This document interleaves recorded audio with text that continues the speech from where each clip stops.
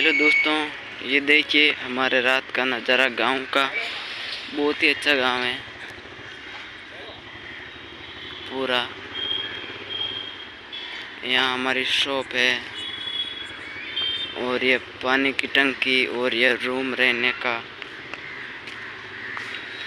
यहाँ पर एसी लगी हुई है और सारी की सारी लाइट लगी हुई है। वहाँ स्कूल है, कॉलेज और ये मार्केट है। मार्केट का बहुत ही अच्छा नज़ारा है। पार्किंग भी बहुत है, कहीं भी गाड़ी खड़ी करो किसी को भी दिक्कत नहीं होगी। और हमारे चैनल पर बने रहे, लाइक कीजिए, सब्सक्राइब कीजिए, घंटा बजाना ना भूले दोस्तों।